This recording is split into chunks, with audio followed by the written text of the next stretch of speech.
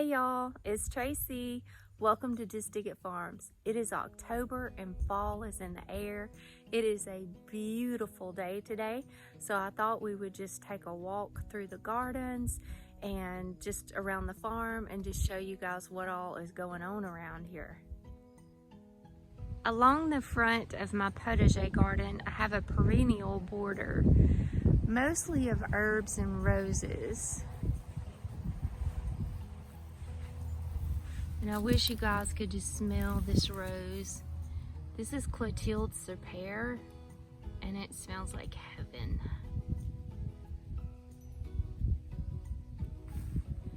My oregano is just going crazy. I've got some borage starting to come back up. My lavender is beautiful. I've harvested a lot already. I've got these little chrysanthemums just all along the cottage garden, the perennial borders. I've just got little splashes of it everywhere. This is a old-fashioned garden chrysanthemum, and this one is called Ryan's Pink, and I just love it. And so do the honeybees.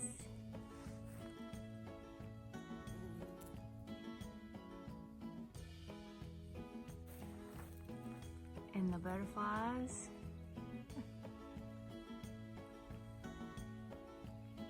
And it just adds a lot of fall color to the garden.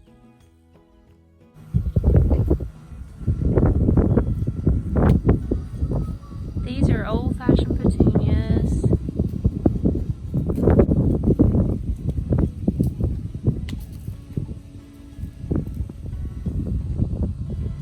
This is my favorite shade shrub plant. This is Pieris japonica. It's called Temple Bells. And it blooms late winter, early spring. It's evergreen. And all of these are the buds setting. It's gonna make these beautiful little bell-shaped flowers, white.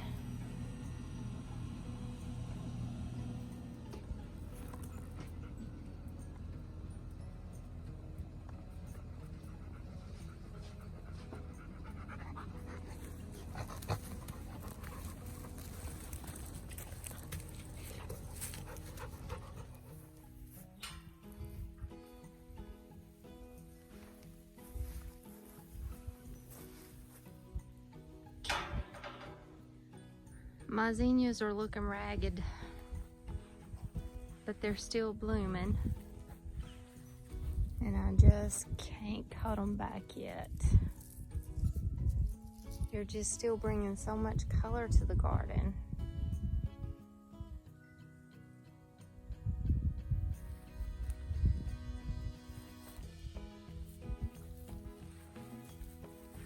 These are rutabagas.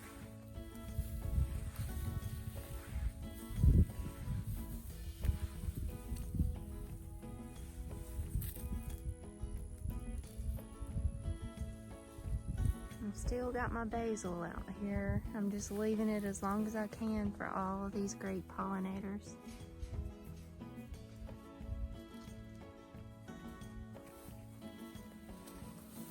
I had planted peas to come up this trellis, but they never came up.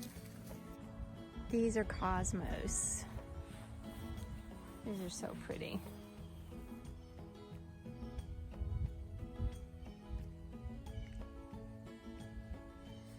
This bed is all turnip greens and collard greens and some mustard. They're all doing great. This bed's not doing so well. I sowed carrot seeds, radish. I've got some lettuce and onions in this bed. And not many of the carrots at all really germinated that great. These are my lettuces and they're hanging on, but they're struggling. I think it's just still too hot.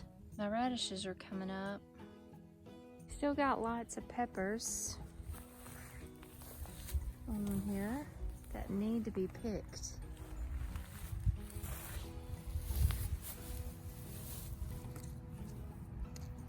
These look good. I need to get out here and pick them.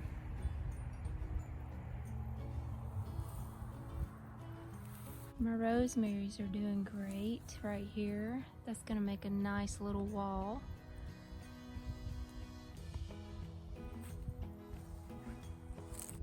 This is the brassica bed.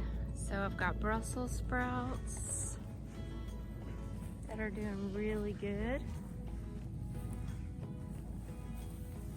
They're starting to form little Brussels on here. Yay. And I've got broccoli and beets. All my little beets are coming up. I've got some onions planted in here with it. Over here, I've got bok choy and some cauliflower and some potatoes that were left over that we didn't get dug out, and they're trying to come back, so I'll dig those out. And this bed is cabbages and kale. They're kind of wilted up because it's still warm here, so as soon as we get a little bit cooler weather, these things are going to be so much happier. But look at my cabbages. They're doing so good. They're going to be yummy. And my kale, we need a lot of kale. Purple cabbages, onions. On each row in this bed, I've got onions, cabbages, and kale on each row. Then on my trellis here, I've got some little sugar peas planted. They're trying to reach the trellis. This bed is mostly garlic.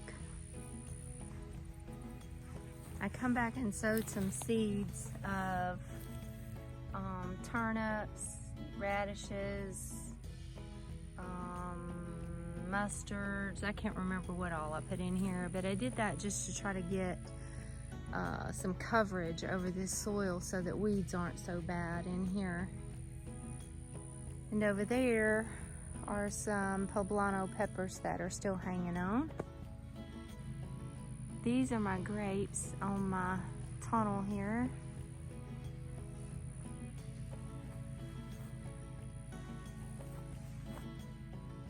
This black-eyed Susan vine went crazy.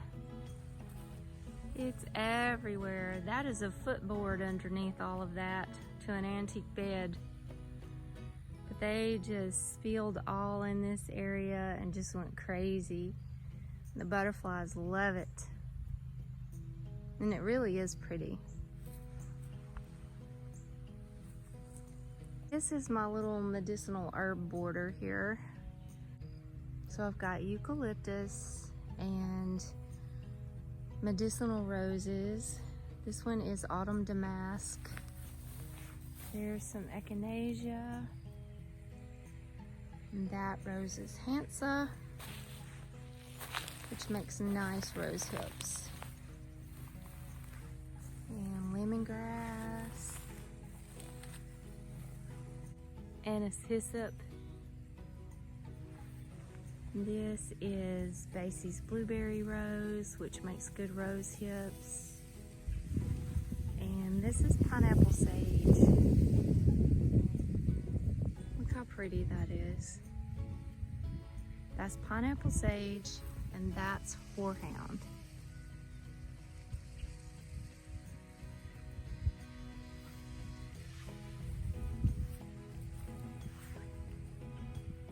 We just started this herb border bed this spring, so it's new and I've got a lot of spaces to fill up here.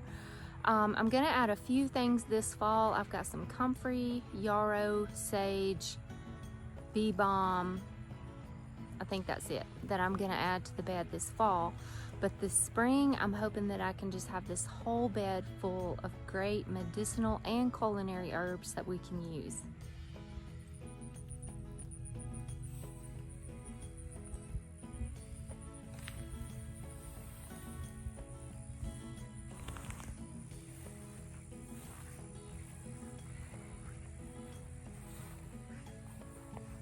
Some lemon balm. This is Katy Road Pink. I'm growing her for her hips. That was my mullein, so it's completely died back, and I'm hoping it's gonna come back next year and just have a bunch of babies all around. This is marshmallow. Let's walk over here to the garden shed and see what all's going on over here. I've been gone for a week, and the week before that, I wasn't out here very much at all. My son came home from the Air Force, and we spent a whole week of just family time and fun together. And then I took a road trip with him. He bought a new truck while he was home, and I took a road trip with him back to Utah. So I've been gone all week, and this is really the first time I've been out here. So I'm gonna see what all's happening.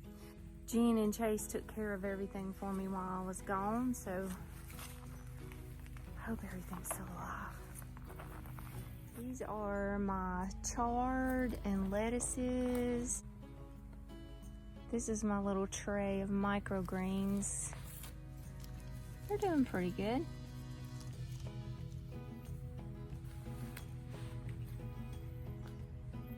Here's my moringa trees that I've been growing. This is the miracle tree. If you don't know much about moringa, go check out my video. I'll put a link above all about moringa.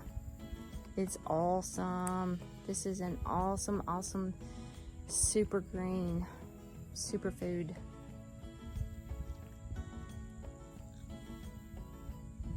There's some Malabar spinach that's just going crazy and going all over the place. I got ginger and turmeric and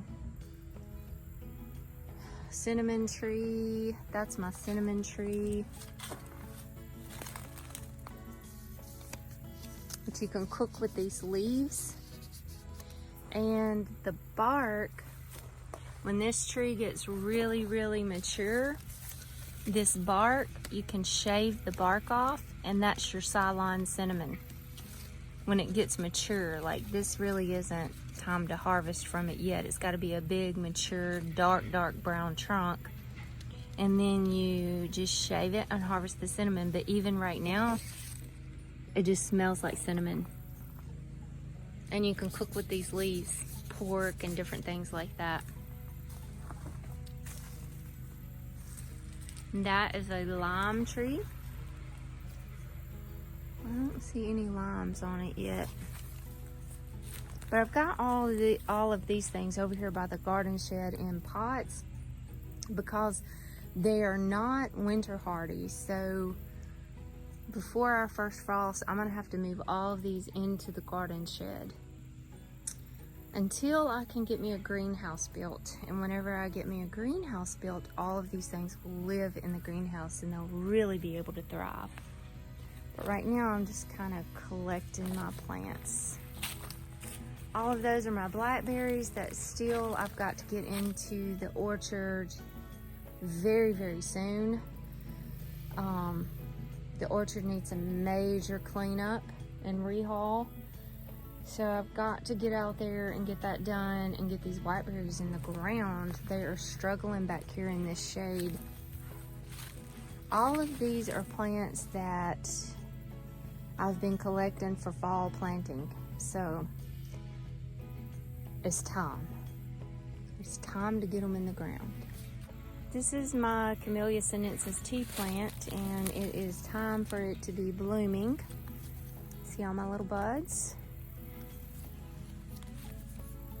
Here's one of the blooms.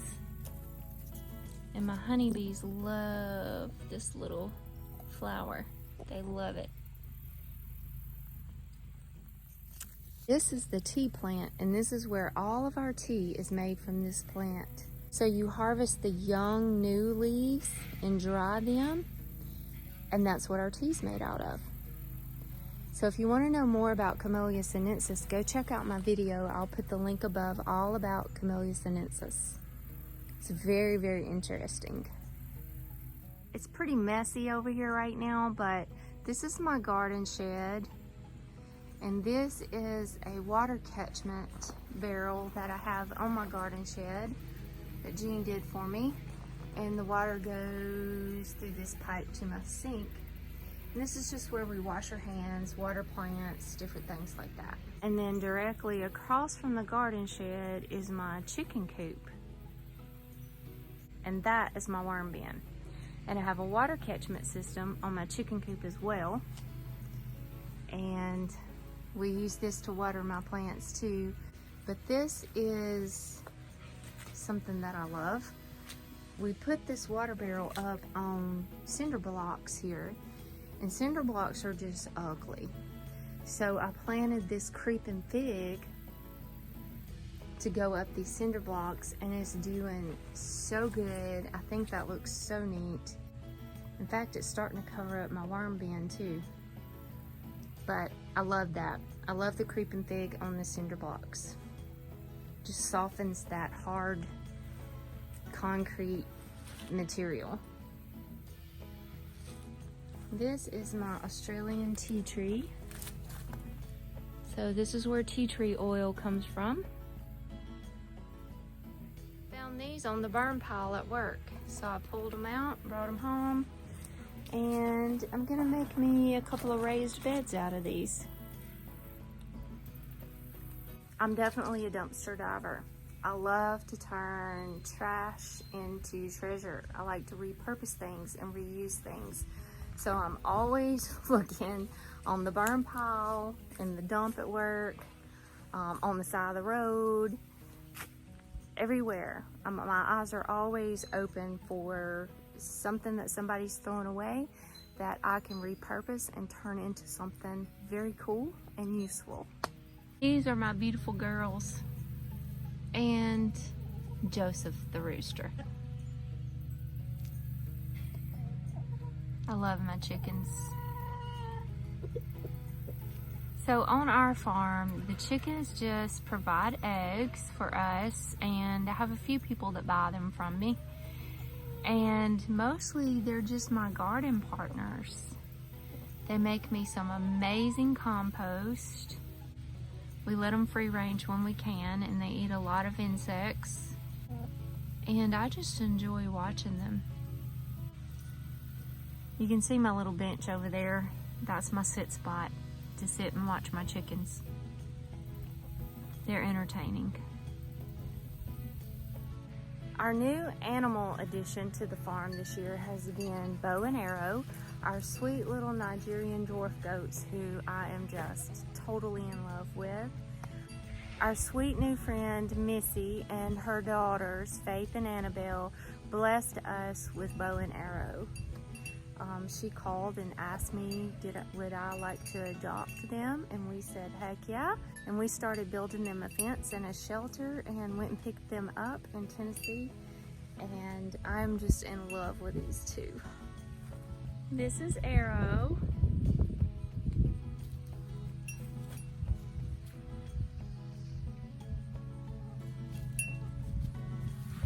And this is Bo. Hey, Bo.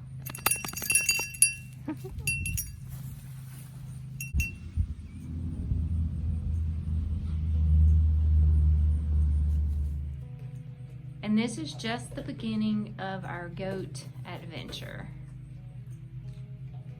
I've got a friend who raises Nigerian dwarf goats, and I'm waiting to get a girl from her, and then we're gonna get a buck, and then we're gonna start breeding.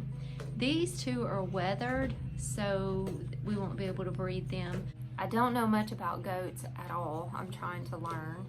But what I do know is goats like companions. They're social, and they like to be around a lot of other goats and a lot of other people. So these two, Bow and Arrow, are mostly just for companionship.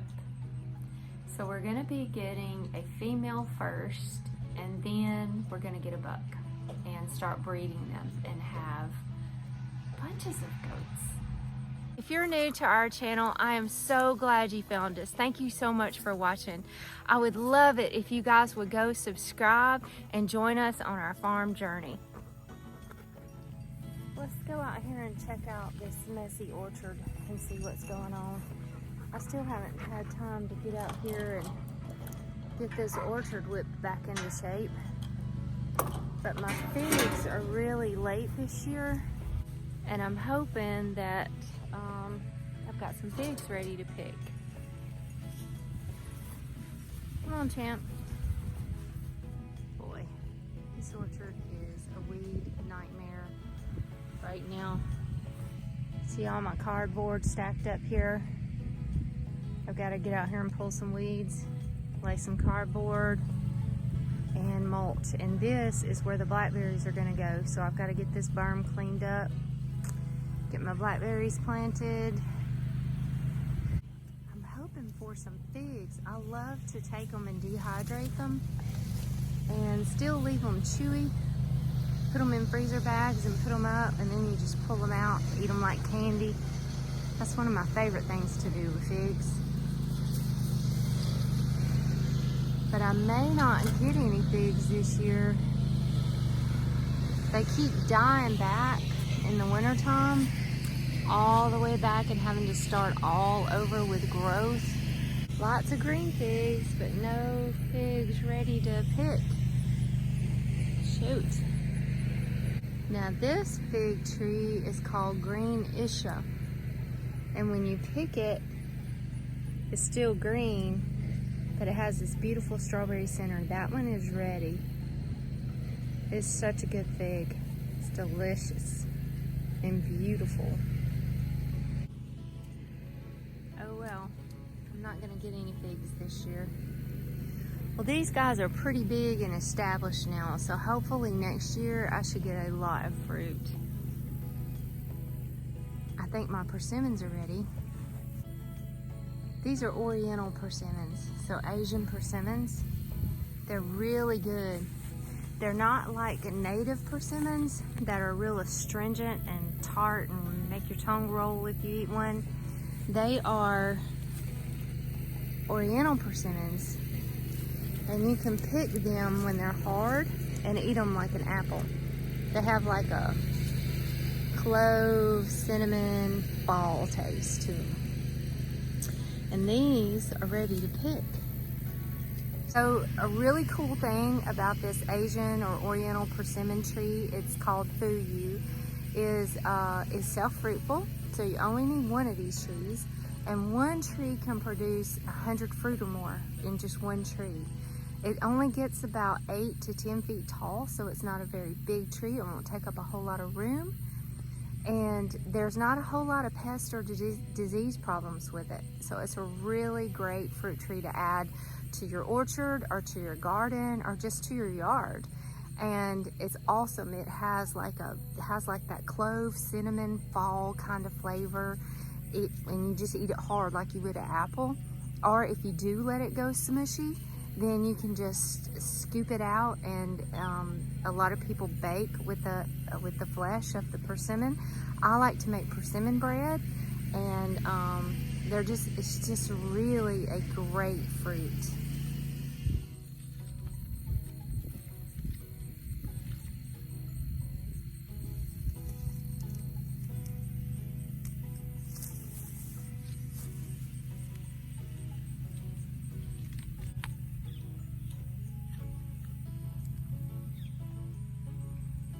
So good. It just tastes like fall. Yummy. Got a few pomegranates out here too. I think they're about ready to pick too. That's exciting.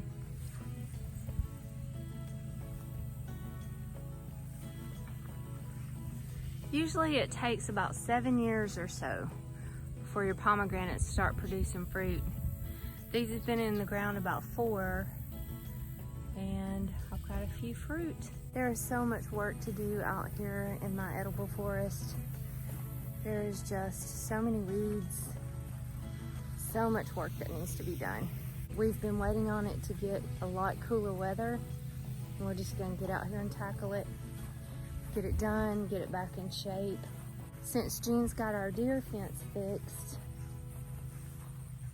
we're gonna come in and replace all the dead trees and the trees that the deer have destroyed and just get it back in shape. Today's video is in collaboration with the Homesteaders of America Garden Tour. So y'all go check out all the other YouTubers and homesteaders and farmers that are a part of this collaboration. It's very cool just to see what all the different people are growing, different farmers and homesteaders are growing and what they're doing on their farms in different climates and in different areas. It's just really neat. It's really interesting. You can learn a lot and it's just really entertaining too. So y'all go check those videos out. Thank you so much for hanging out with me today and just walking around my farm. God bless you, and I'll catch you on the next video.